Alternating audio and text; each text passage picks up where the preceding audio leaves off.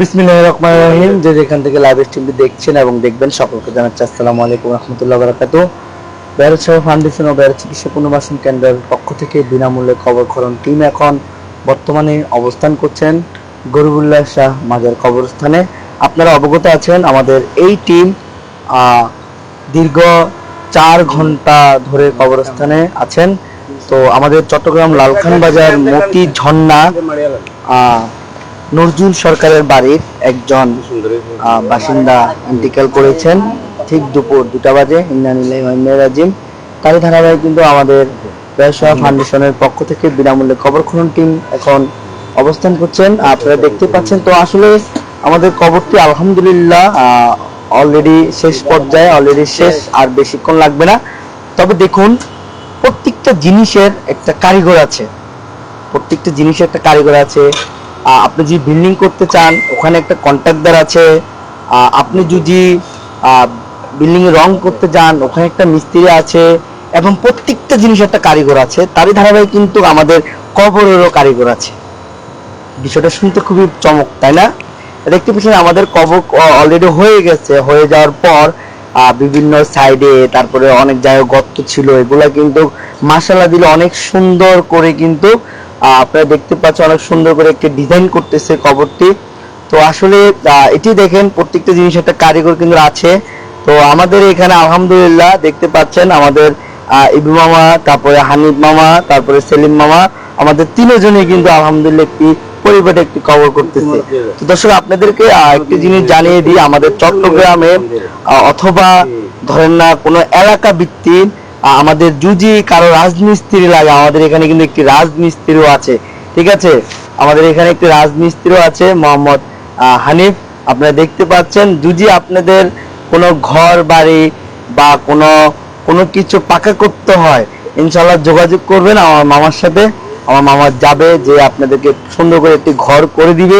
কারণ ওনার অনেক কাজগুলো আমি দেখেছি, অনেক ভালো লেগেছে আমার ওনার কাজগুলা। তো যদি আপনারা ওনাকে দিয়ে কোনো কাজ করতে চান ইনশাআল্লাহ আমার সাথে যোগাযোগ করবেন।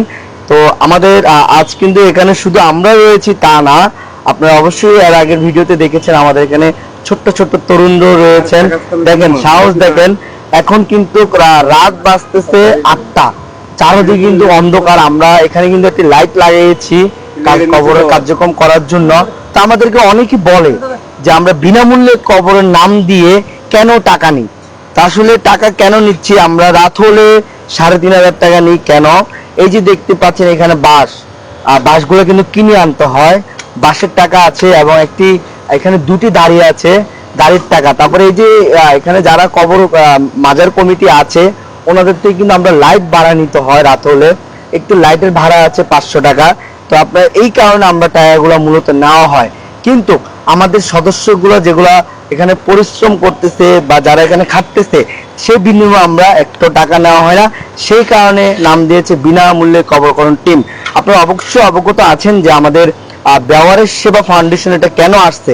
আমরা বেওয়ারিশ নিয়ে কাজ করি, রাস্তাঘাটে অসহায় পচা গোলা বেওয়ারিশ কেউ থাকলে আমাদের মেডিকেল রয়েছেন বেওয়ারিশ চিকিৎসা পুনর্বাসন কেন্দ্র, বাংলাদেশের প্রথম বেওয়ারিশ চিকিৎসা পুনর্বাসন কেন্দ্র।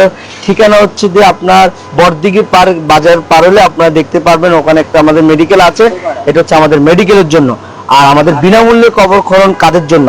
ধরেন না কোনো অসহায় মানুষ মারা গিয়েছেন, কারো এলাকার মধ্যে অসহায় মানুষ মারা গিয়েছেন, ওই অর্থের কারণে দাফন দেওয়া যাচ্ছে না, সেক্ষেত্রে আমাদের সাথে ইনশাল্লাহ যোগাযোগ করবেন। আমাদের এই সংগঠনের সম্পূর্ণ অর্থায়ন আমরা দাফন, তারপরে কাপড় সম্পূর্ণ আমরা বিনামূল্যে করে দিব ইনশাল্লাহ। আর চট্টগ্রামের আশেপাশে যদি কেউ মারা যান, ধরেন না ওদের বাড়ি চট্টগ্রামের বাইরে, যে কোনো দেশেই হোক না কেন, বরিশাল, রংপুর, দিনাজপুর, সিলেট, আমাদের সাথে যোগাযোগ করবেন। আমাদের জনাব আমাদের যিনি প্রতিষ্ঠাতা আছেন শওকত ভাইয়ের নেতৃত্বে আমরা লাশটি বিভিন্ন জায়গায় পাঠিয়ে দেওয়া হবে ইনশাআল্লাহ। তো আমাদের এই যে আপনাদেরকে যেটা বলতে চাইছিলাম, এখন কিন্তু রাত, আপনারা দেখতে পাচ্ছেন এই যে সাহস দেখুন, কবরটি কিন্তু একটি হাড্ডি, ওরা হাতে নিয়ে দাঁড়িয়ে রয়েছে, আপনারা দেখতে পাচ্ছেন দর্শক। এটি হচ্ছে একটি সাহস, দেখতে পাচ্ছেন আপনারা, এটি হচ্ছে ওরা আগামী দিনের ভবিষ্যৎ। তো তোমরা এখানে ভয় পাচ্ছ না তোমরা? না হ্যাঁ, এটা আমাদের অভ্যাস হয়ে গেছে। তোমাদের ভয় লাগতেছে না? না আমাদের ভয় লাগতেছে না। হ্যাঁ, না ভয় লাগতেছে না। সাহস না? হ্যাঁ আচ্ছা যাক, এটা আমাদের অভ্যাস হয়ে গেছে। অভ্যাস হয়ে গেছে। হ্যাঁ আচ্ছা ঠিক আছে, ইনশাল্লাহ সবাই দোয়া করবেন আমাদের এই প্রত্যেকটা টিমের জন্য। আপনারা ইনশাল্লাহ দোয়া করবেন, ওরা যে কাজগুলো করছে ইনশাল্লাহ। তো আমরা দেখতে দেখতে দর্শক আমাদের সম্পূর্ণ অবশ্যই আমাদের কার্যক্রমগুলো অবশ্যই শেষ হয়ে গেছে। শেষ পর্যায়ে এখন এশারে আজান দিচ্ছে, আপনারা দেখতে পাচ্ছেন। আজানের পরেই এই মায়েতের জানাজা হবে, যিনি মারা গিয়েছেন জানাজার পরে ওনার দাফন হবে ইনশাল্লাহ।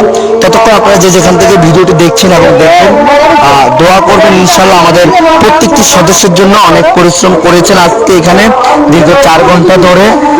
যেহেতু এটা একটি সরকারি কবরস্থান, এখানে অনেক কিছু